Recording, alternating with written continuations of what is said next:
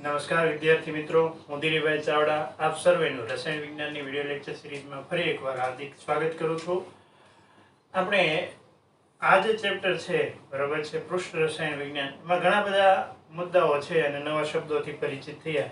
આજે આપણે એક નવા શબ્દથી આજ આપણા ક્લાસની શરૂઆત કરવી છે. આજના ક્લાસની તો એ શબ્દ છે ઉદ્દીપન. બરાબર છે, ઉદ્દીપન કોને કહેશું? ઉદ્દીપન શબ્દ સમજીએ કે પહેલા આપણે એક અન્ય શબ્દ છે એમની સમજણ મેળવી, અને એ છે ઉદ્દીપક. ઉદ્દીપનની સમજણ છે એ પ્રાપ્ત કરવી હોય તો આપણે સૌપ્રથમ કોનો અભ્યાસ કરવો પડે? તો કે ઉદ્દીપક. ઉદ્દીપક એટલે એવો પદાર્થ કે જે પ્રક્રિયામાં ભાગ તો લે છે, પરંતુ રાસાયણિક પ્રક્રિયા દરમિયાન એમનો જથ્થો છે એ વપરાતો નથી અને એમના રાસાયણિક બંધારણમાં કોઈ પણ જાતનો ફેરફાર થતો નથી. જેટલી જથ્થામાં પ્રક્રિયક સાથે શરૂઆતમાં લેવામાં આવ્યો હોય છે એટલી જ જથ્થામાં નિપજ મળ્યા બાદ પરત ફરે છે. તો આવો કોઈ પદાર્થ હોય એમણે આપણે ઉદ્દીપક તરીકે ઓળખીએ છીએ. તો ઉદ્દીપકને આપણે સમજવું હોય તો એવું કહી શકીએ, ઉદ્દીપક એટલે એવો પદાર્થ કે જે રાસાયણિક પ્રક્રિયામાં વપરાયા વગર રાસાયણિક પ્રક્રિયાને ઝડપી બનાવે છે.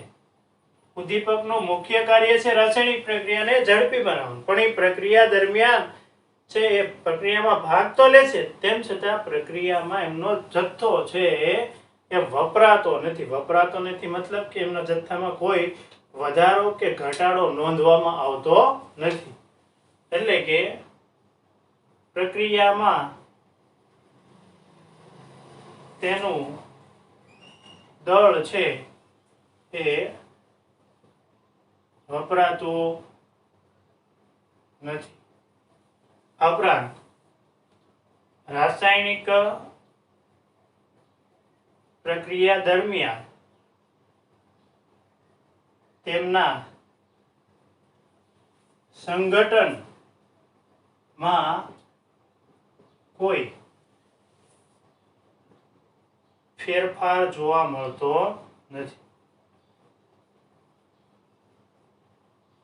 એટલે એમનું બંધારણ જે છે એનું એ જ બંધારણ છે, એ યથાવત રહેશે. એમનું બંધારણ બદલાતું નથી. પ્રક્રિયામાં ભાગ લે છે તેમ છતાં એમનું દળમાં કોઈ ફેરફાર થતો નથી, એમનું બંધારણ બદલાતું નથી. એવો પદાર્થ જે પ્રક્રિયામાં ફક્ત એક જ હેતુ માટે ઉમેરવામાં આવે છે, એ શું છે? રાસાયણિક પ્રક્રિયાને ઝડપી બનાવવા માટે. આવો જે પદાર્થ છે એ પદાર્થને આપણે ઉદ્દીપક તરીકે ઓળખીએ છીએ. જેને શું કહેવામાં આવે છે? ઉદ્દીપક કહેવામાં આવે છે. અને ઉદ્દીપક છે એ જે પ્રક્રિયા કરે છે, ઉદ્દીપક દ્વારા જે ઘટના થાય છે, આ ઘટનાને ઉદ્દીપન કહે છે. ઉદ્દીપક દ્વારા થતી રાસાયણિક પ્રક્રિયા અથવા તો ઘટનાને શું કહેવામાં આવે છે? ઉદ્દીપન કહે છે. એક ખાસ આપણે યાદી કરી રાખશું નોંધ સ્વરૂપે કે ઉદ્દીપક છે એ ફક્ત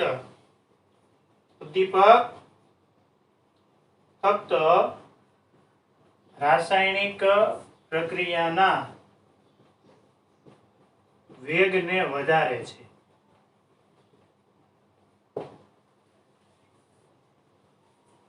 રાસાયણિક પ્રક્રિયાના વેગને વધારે છે એટલે કે તે નિપજનો જથ્થો વધારતો નથી. કોઈ એવું કે ઉદ્દીપકના ઉમેરાથી નિપજ છે એમનો જથ્થો વધુ મળે, તો એવું નથી. ઉદ્દીપકનો જથ્થો જે મળવાનો છે એટલો જ જથ્થો મળશે, પણ એ વધુ ઝડપથી આપણને પ્રાપ્ત થશે. નિપજ મળવાનો દર છે એ વધી જશે. બરોબર છે. તો એકવાર રિવિઝન સ્વરૂપે આ બાબતોને લઈ લઈએ કે આપણે શબ્દ સમજવો છે ઉદ્દીપન. તો ઉદ્દીપન પહેલા ઉદ્દીપક શબ્દથી પરિચિત થવું જરૂરી છે. ઉદ્દીપકને કઈ રીતે વ્યાખ્યાયિત કરી શકાય? તો કે એવો પદાર્થ જે રાસાયણિક પ્રક્રિયામાં વપરાયા વગર મતલબ કે ભાગ તો લે છે પણ એનો જથ્થો કોઈ વપરાતો નથી. રાસાયણિક પ્રક્રિયામાં વપરાયા વગર શું કરે છે? તો કે રાસાયણિક પ્રક્રિયાને ઝડપી બનાવે છે. એટલે કે શું થશે? એટલે કે તેનો વેગ શું કરે છે? વેગ વધારે છે. પ્રક્રિયા જે ધીમા દરે થતી છે એ પ્રક્રિયા હવે ઝડપી દરથી થશે. પ્રક્રિયામાં તેનું દળ વપરાતું નથી એટલે એમનો જે જથ્થો છે એ જે શરૂઆતમાં લેવામાં આવે છે એ જ પ્રક્રિયાના અંતે આપણને એટલા જ જથ્થામાં પરત મળશે. રાસાયણિક પ્રક્રિયા દરમિયાન તેમના સંગઠનમાં એટલે કે એમના બંધારણમાં કોઈ ફેરફાર થતો નથી. સંગઠનનો મતલબ શું થશે? સંગઠન મતલબ થશે એમનો બંધારણ, આંતરિક બંધારણ છે એ એઝ ઇટ ઇઝ યથાવત રહેશે. આવી લાક્ષણિકતા ધરાવતો કોઈ પદાર્થ હોય તો એમને આપણે શું કહીએ છીએ? ઉદ્દીપક. અને ઉદ્દીપક દ્વારા જે ઘટના બને છે એ ઘટનાને જ આપણે શું કહીએ છીએ? ઉદ્દીપન કહીએ છીએ. આ એક જ બાબત આપણે ખાસ નોંધી રાખીશું કે ઉદ્દીપક ફક્ત રાસાયણિક પ્રક્રિયાના વેગને વધારે છે. બરોબર છે? કોઈ એમ કહેતો હોય ઉદ્દીપક દ્વારા નિપજનો જથ્થો વધુ મળે છે તો નિપજનો જથ્થો તો એટલો ને એટલો જ મળશે. બરોબર છે? પહેલા એ જથ્થો ધીમા દરે મળતો તો એ હવે ઉદ્દીપકના ઉપયોગથી આપણે નો દર છે, વેગ છે એ વધારી શકીએ છીએ. આ બાબતને આપણે એક સરસ મજાના ઉદાહરણ દ્વારા સમજીએ તો જોઈએ આપણે.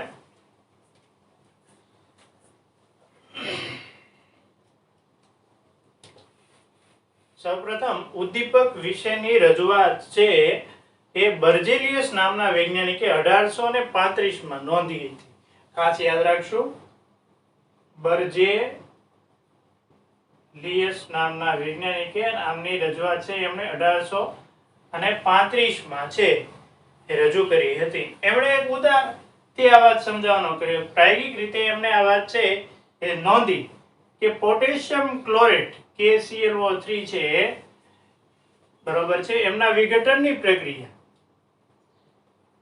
આ વિઘટનની પ્રક્રિયા છે 653 થી લઈ અને 873 કેલ્વિન તાપમાને થતી હોય છે. આ વિઘટનની પ્રક્રિયા 653 થી લઈ અને 873 કેલ્વિન જેટલા ઊંચા તાપમાને થતી હોય છે. વિઘટનની પ્રક્રિયાને અંતે આપણને એક તો મળશે KCl પોટેશિયમ ક્લોરાઇડ અને ઓક્સિજન વાયુ છે એ પ્રાપ્ત થશે. ઓક્સિજન વાયુની બનાવટની જ આ પ્રક્રિયા છે અને O2 આપણને પ્રાપ્ત થશે. પ્રક્રિયાને આપણે બેલેન્સ કરીએ તો અહીંયા O2 છે અને અહીંયા O3 છે. અમને 2 વડે ગુણી નાખીએ આપણે બરોબર છે તો અહીંયા 6 ઓક્સિજન પરમાણુ થશે. એમને બેલેન્સ કરવા માટે આપણે 3 ગુણશું. પોટેશિયમ 2 અને ક્લોરીન પરમાણુ પણ 2 છે તો એ બેલેન્સ કરવા માટે આપણે અહીંયા 2 વડે ગુણશું. આ જે પ્રક્રિયા છે પોટેશિયમ ક્લોરેટ કહેવાય છે. આ જે બંધારણ છે એને શું કહીશું આપણે? Potassium chlorate. આ જે પોટેશિયમ ક્લોરેટ છે બરાબર છે એમનું વિઘટન એક તો ઊંચું તાપમાન જોઈએ છે અને ઓક્સિજન મળવાનો દર છે બરાબર છે. ઓક્સિજન મળવાનો દર O2 મળવાનો દર છે એ ખૂબ જ ધીમો છે. કેવો છે? ખૂબ જ ધીમો છે. તો ઓક્સિજન છે એ ટૂંકા સમયની અંદર વધુ માત્રામાં મેળવવું હોય તો શું કરી શકાય? તો આમના ઉપર ઘણા બધા છે એ પ્રાયોગિક અખતરાઓ કરવામાં આવે ને ત્યાર પછી અંતે બર્જેલીએ છે ખાસ પ્રકારના પદાર્થની હાજરીમાં જ્યારે આ વિઘટનની પ્રક્રિયા નોંધી બરાબર છે. પ્રક્રિયા આ જ તે પોટેશિયમ ક્લોરેટનું વિઘટન જ તે પણ ખાસ પ્રકારનો પદાર્થ મેંગેનીઝ ડાયોક્સાઇડ બરાબર છે.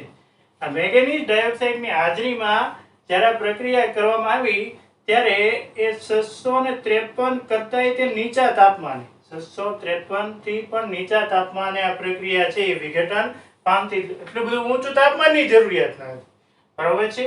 પણ એક યોગ્ય ઉદ્દીપક છે, એક યોગ્ય પદાર્થ જેને આપણે હવે ઉદ્દીપક કહીશું એમની મદદથી આ વિઘટનની પ્રક્રિયા કરવામાં આવી તો અહીંયા છે જે ઓક્સિજન વાયુ મળવાનો દર છે કે ઓક્સિજન વાયુ મળવાનો દર છે એ ખૂબ જ વધી ગયો, બરાબર. O2 મળવાનો દર છે ખૂબ જ વધી જાય છે.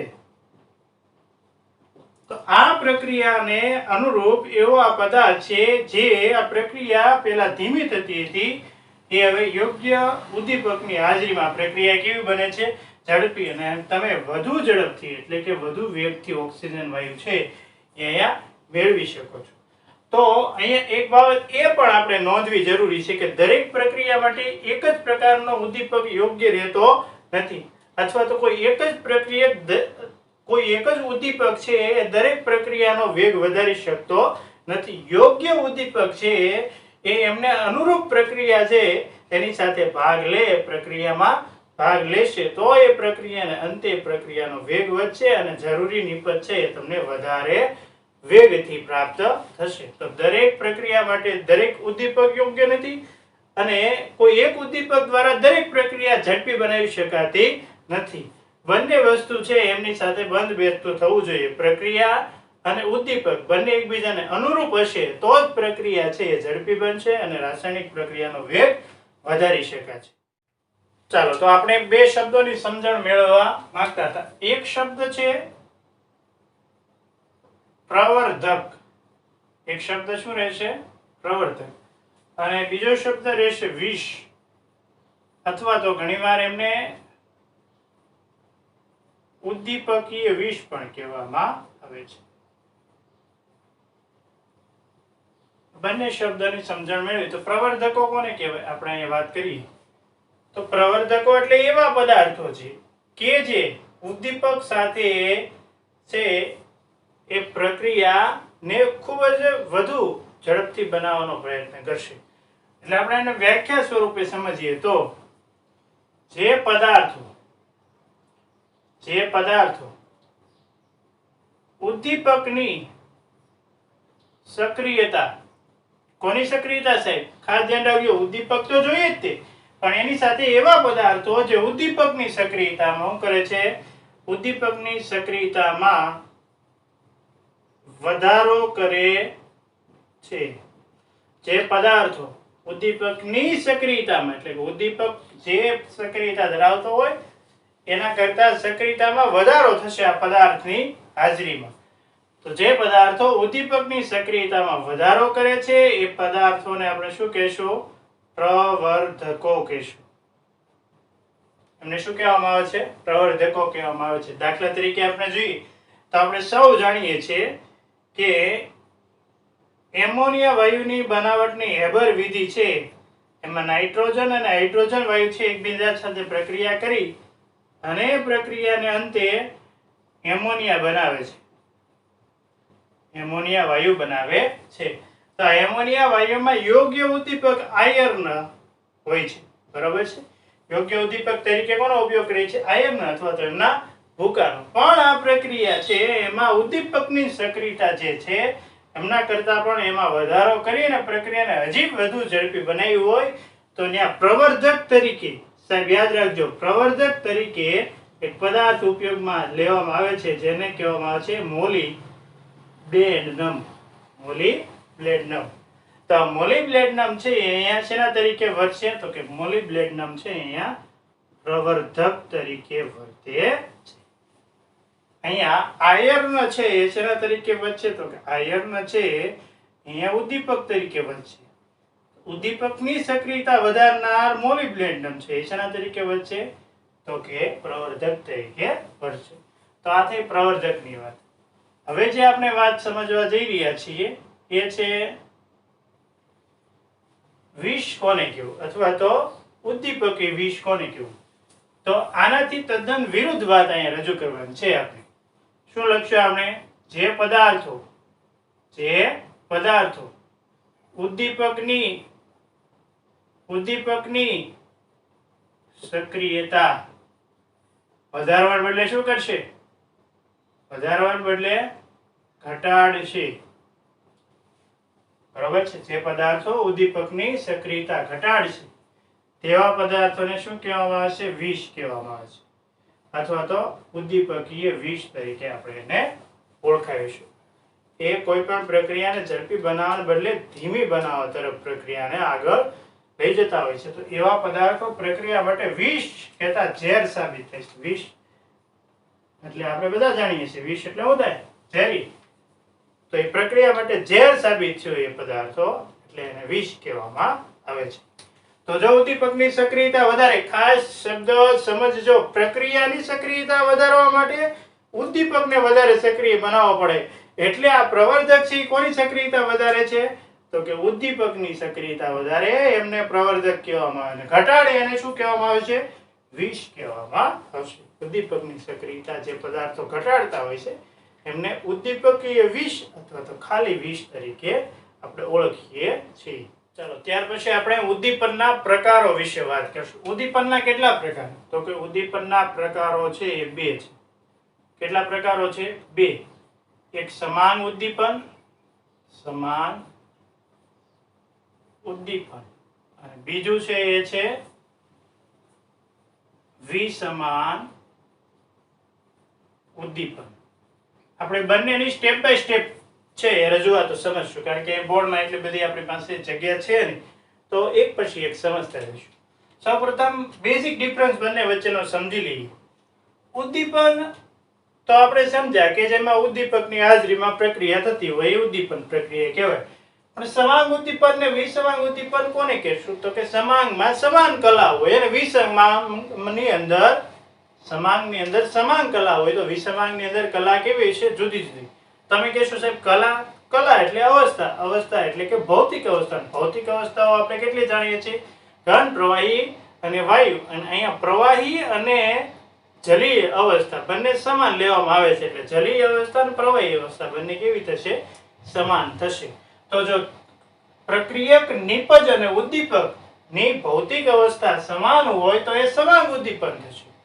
પ્રક્રિયક, નિપજ અને ઉદ્દીપક ની ભૌતિક અવસ્થા જુદી જુદી હોય તો એ વિસમાંગ ઉદ્દીપન થશે. આપણે એમને કેટલીક પ્રક્રિયાઓ દ્વારા સમજીશું.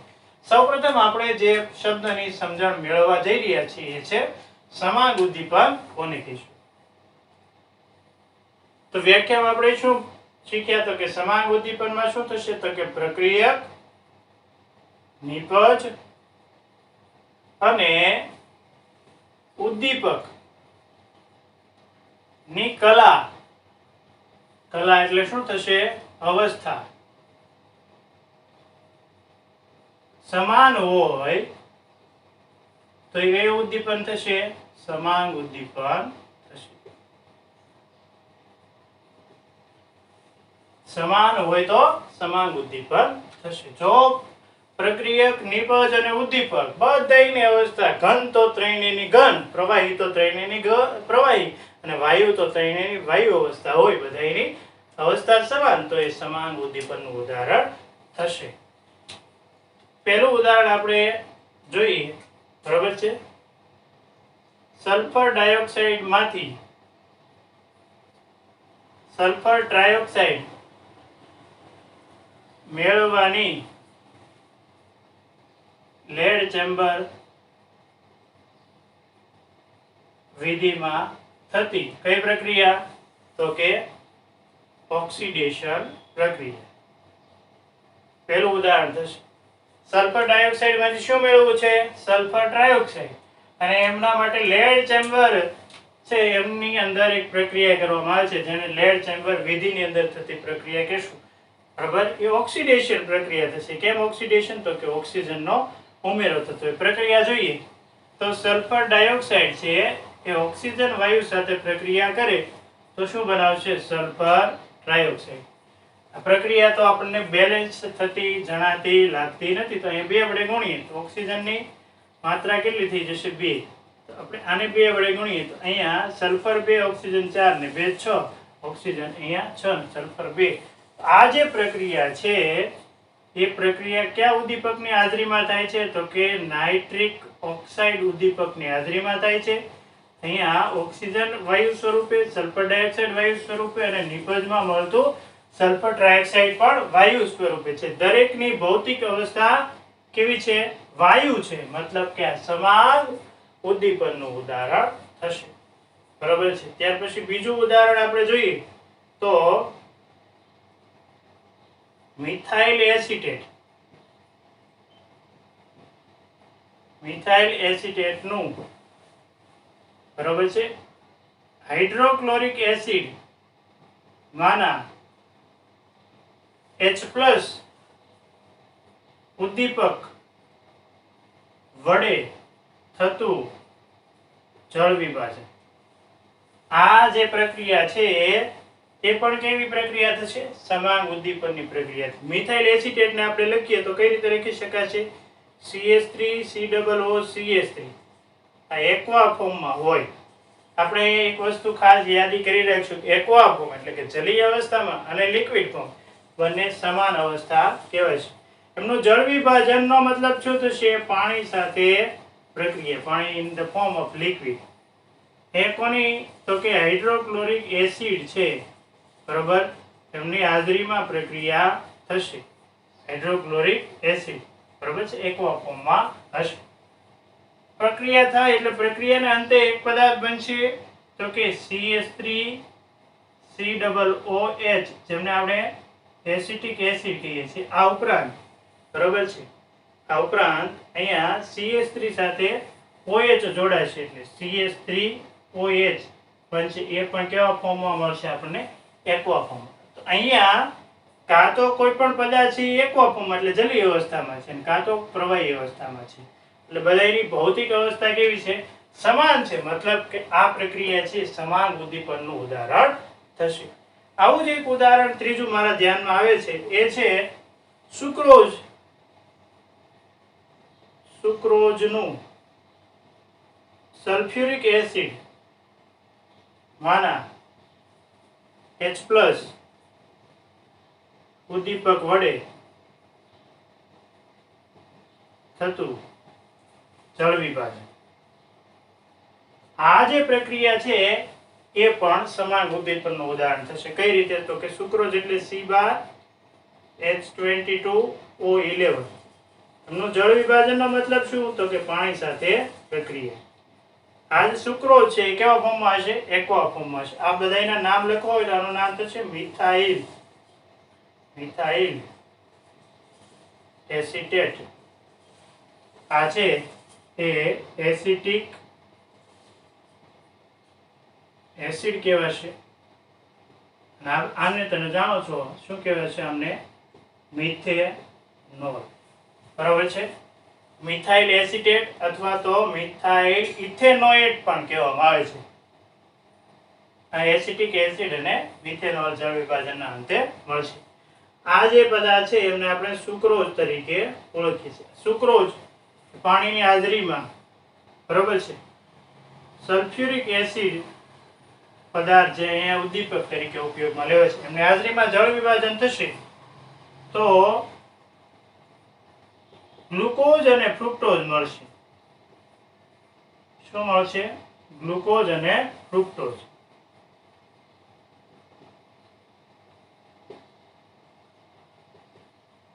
તો ગ્લુકોઝ અને ફ્રુક્ટોઝ જે જળ વિભાજન પ્રક્રિયાથી મળે છે, અહીંયા પણ આપણે જુઓ તો બધાની ભૌતિક અવસ્થા કાં તો પ્રવાહી છે કાં તો કેવી છે?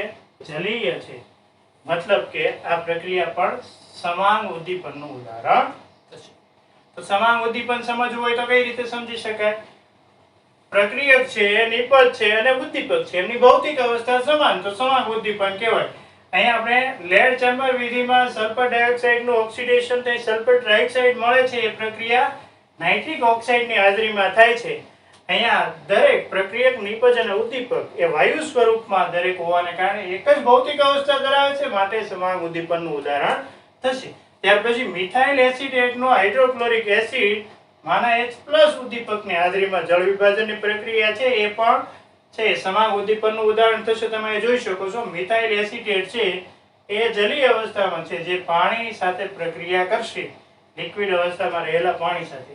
તો હાઇડ્રોક્લોરિક એસિડ માના H+ વડે એમનું ઉદ્દીપન પ્રક્રિયા થઈ અને જળ વિભાજનના અંતે એસિટિક એસિડ જલીય અવસ્થામાં, મિથેનોલ જલીય અવસ્થા મળશે. અહીંયા પ્રક્રિયક, નિપજ અને ઉદ્દીપકની અવસ્થા કાં તો જલીય અવસ્થા છે કાં તો પ્રવાહી અવસ્થા છે. એટલે કે અવસ્થા દરેકની સમાન છે. મતલબ કે આ પ્રક્રિયા છે સમાંગ ઉદ્દીપનનું ઉદાહરણ થશે. એવી જ રીતે સુક્રોઝનું જળ વિભાજનની વાળી પ્રક્રિયા છે એ સલ્ફ્યુરિક એસિડ વડે છે એમનું ઉદ્દીપન થઈ અને આ પ્રક્રિયા થાય છે. તો આ પ્રક્રિયામાં જળ વિભાજનને અંતે આપણને જે ગ્લુકોઝ ફ્રુક્ટોઝ મળે છે, અહીંયા પણ કાં તો પ્રક્રિયક નિપજની ભૌતિક અવસ્થા પ્રવાહી અથવા તો જલીય અવસ્થા છે. મતલબ કે આ ત્રણેય પ્રક્રિયાઓ છે સમાંગ ઉદ્દીપનના ઉદાહરણો થશે.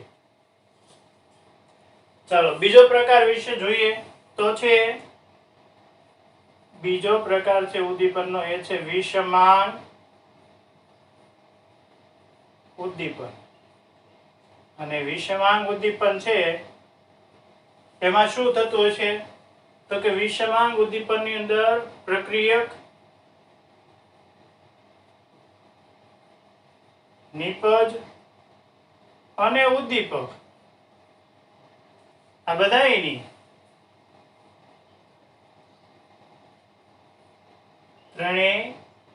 ત્રણેયની ભૌતિક અવસ્થા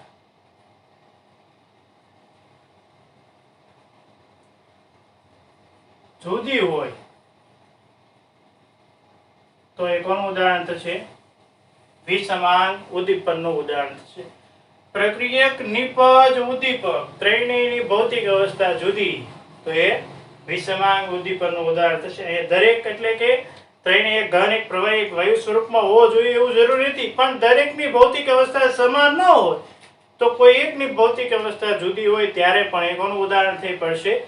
વિષમાંગ ઉદ્દીપનનું ઉદાહરણ થઈ પડશે. એ કેટલાક ઉદાહરણો જોઈએ. એક પ્રક્રિયા જે આપણે ભણી ગયા છે એ જ પ્રક્રિયા જોઈએ તો સલ્ફર ડાયોક્સાઇડ માંથી ઓક્સિડેશનના અંતે સલ્ફર ટ્રાયોક્સાઇડ મળવાની પ્રક્રિયા છે.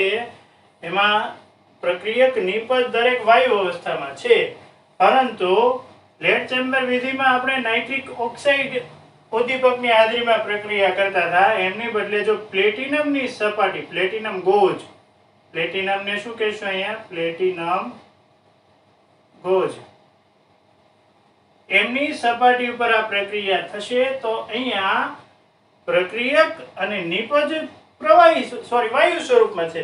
એમની અવસ્થા સમાન છે પણ ઉદ્દીપકની અવસ્થા કેવી છે? જુદી જુદી છે. માટે કોનું ઉદાહરણ થશે તો કે માટે વિષમાંગ ઉદ્દીપનનું ઉદાહરણ થશે. પ્રક્રિયામાં પ્રક્રિયક, નિપજ, ઉદ્દીપક પૈકી કોઈ એકની ભૌતિક અવસ્થા જો જુદી હોય તો એ કોનું ઉદાહરણ થઈ જશે તો કે વિષમાંગ ઉદ્દીપનનું ઉદાહરણ થઈ જશે. આવી જ એક બીજી પ્રક્રિયા આપણા ધ્યાને આવશે. નાઇટ્રોજન વાયુ અને હાઇડ્રોજન વાયુ છે એમના વચ્ચે પ્રક્રિયા થઈ અને આપણને મળે છે એમોનિયા વાયુ. કયો વાયુ મળે છે? એમોનિયા વાયુ. તો એમોનિયા વાયુ અને બનાવવા માટે વપરાતા પ્રક્રિયકો બધાની ભૌતિક સ્થિતિ કેવી છે તો કે વાયુ, પરંતુ અહીંયા ઉદ્દીપક તરીકે કોનો ઉપયોગ થાય છે? આયર્નનો ઉપયોગ થાય છે. આ ઉદ્દીપકની ભૌતિક અવસ્થા કેવી છે? ઘન છે. પ્રક્રિયક, નિપજની ભૌતિક અવસ્થા વાયુ, પરંતુ ઉદ્દીપકની ભૌતિક અવસ્થા કેવી છે? ઘન છે. માટે આ જે પ્રક્રિયા છે એ વિષમાંગ ઉદ્દીપનનું ઉદાહરણ થશે. આવી એક ત્રીજી પ્રક્રિયા ધ્યાને આવે છે. દાખલા તરીકે એમોનિયા નું ઓક્સિડેશન થાય. એમોનિયાનું ઓક્સિડેશન, ઓક્સિજન સાથેની પ્રક્રિયા, બરોબર? તો કે એમોનિયા નું ઓક્સિડેશન થશે એટલે ઓક્સિડેશનના અંતે મળશે નાઇટ્રિક ઓક્સાઇડ. કેટલો મળશે તો કે જેટલા એમોનિયા છે એટલું. આ ઉપરાંત અહીંયા ટોટલ ઓક્સિજનની સંખ્યા તમે ગણો ને તો 10 ઓક્સિજન પરમાણુ છે. એ પૈકી 4 અહીં ઉપયોગમાં લેવાના છે તો 6 વધ્યા છે. જે 6 મોલ પાણી છે એ છૂટા કરશે. પાણીની ભૌતિક અવસ્થા ગેસ, નાઇટ્રિક ઓક્સાઇડની ભૌતિક અવસ્થા ગેસ, આ ઉપરાંત ઓક્સિજન વાયુ છે એમની ભૌતિક અવસ્થા ગેસ અને એમોનિયાની ભૌતિક અવસ્થા કેવી થશે? ગેસ. પરંતુ અહીંયા જે ઉદ્દીપક વપરાય છે એ ઉદ્દીપકની ભૌતિક અવસ્થા સોલિડ થશે. પ્લેટિનમ એની ભૌતિક અવસ્થા કેવી થશે? સોલિડ. એટલે અહીંયા પ્રક્રિયક, નિપજ વાયુ સ્વરૂપે છે, પરંતુ પ્રક્રિયા દરમિયાન ઉપયોગમાં લેવાતો ઉદ્દીપક છે ઘન અવસ્થામાં હોય તો આ વિષમાંગ ઉદ્દીપનનું ઉદાહરણ થશે. તો અહીંયા ટોટલ 3 ઉદાહરણો આપણે જોઈ શકીએ છીએ વિષમાંગ ઉદ્દીપનના. આમને આપણે ઓસ્વાલ્ડ વિધિ કહેશું. આ જે પ્રક્રિયા છે ને એ કયા નામે ઓળખાય છે? તો કઈ પ્રક્રમમાં ઉપયોગમાં લેવામાં આવે છે? તો કે ઓસ્વાલ્ડ વિધિમાં આ પ્રક્રિયા છે એ ખાસ ઉપયોગમાં લેવાય છે. બરાબર છે. તો એમોનિયાના રાસાયણિક ગુણધર્મો જ્યારે આપણે ભણશું ત્યારે એમોનિયાની ઓક્સિજન વાયુ સાથેની પ્રક્રિયાઓમાં ઓસ્વાલ્ડ વિધિ છે એમનો ઉલ્લેખ ખાસ આવશે પી વિભાગના તત્વોમાં સમૂહ નંબર 15 ની અંદર. તો ત્યાં આપણે વિગતે વાત કરશું. અહીંયા ખાસ યાદ રાખશું એમોનિયાની ઓક્સિડેશન પ્રક્રિયા પ્લેટિનમ ઉદ્દીપકની હાજરીમાં થાય તો એ વિષમાંગ ઉદ્દીપનનું ઉદાહરણ થશે ને એ ઓસ્વાલ્ડ વિધિ પ્રક્રિયાનું પણ ઉદાહરણ થશે. તો અહીંયા 3 ઉદાહરણો છે. સલ્ફર ડાયોક્સાઇડમાંથી સલ્ફર ડાયોક્સાઇડ પ્લેટિનમ ઉદ્દીપકની હાજરીમાં થાય તો એ વિષમાંગ ઉદ્દીપનનું ઉદાહરણ થશે. બરાબર છે. અહીંયા તમે આ જે પ્રક્રિયા છે એ તમે બધા જાણો છો કઈ? તો કે હેબર વિધિ દ્વારા થતી પ્રક્રિયા છે. બરાબર છે. એમોનિયાનું ઉત્પાદન પણ અહીંયા પ્રક્રિયક નિપજ એ વાયુ સ્વરૂપે પરંતુ પ્રક્રિયામાં વપરાતો ઉદ્દીપક આયન છે કેવા સ્વરૂપે છે? ઘન સ્વરૂપે. માટે આ પ્રક્રિયા છે એ વિષમાંગ ઉદ્દીપનનું ઉદાહરણ થશે. અને એમોનિયાનું ઓક્સિડેશન પ્લેટિનમ ઉદ્દીપકની હાજરીમાં ઓસ્વાલ્ડ વિધિ જે પ્રક્રિયા છે એ પ્રક્રિયા કે કોનું ઉદાહરણ થશે? તો કે વિષમાંગ ઉદ્દીપનનું ઉદાહરણ થશે. ઉપરાંત ચોથું ઉદાહરણ છે વનસ્પતિ તેલ જે લિક્વિડ ફોર્મમાં હોય. બરાબર છે. એમને હાઇડ્રોજન વાયુ સાથે પ્રક્રિયા કરવામાં આવે. નિકલ ઉદ્દીપકની હાજરીમાં. તો એ પ્રક્રિયાના અંતે બને છે વનસ્પતિ ઘી. તો આ વનસ્પતિ તેલમાંથી હાઇડ્રોજન સાથેની પ્રક્રિયાના અંતે વનસ્પતિ ઘી બનવાની પ્રક્રિયા છે. એ પણ અહીંયા તેલ છે લિક્વિડ ફોર્મમાં, હાઇડ્રોજન છે એ ગેસ ફોર્મમાં છે, ઉદ્દીપક છે એ ઘન અવસ્થામાં અને વનસ્પતિ ઘી છે એ કેવી અવસ્થામાં છે? ઘન અવસ્થામાં. તો આ પણ કોનું ઉદાહરણ થશે? વિષમાંગ ઉદ્દીપનનું ઉદાહરણ થશે. આજે આપણે એટલે સુધી રાખીશું. ફરી મળીશું. આવજો.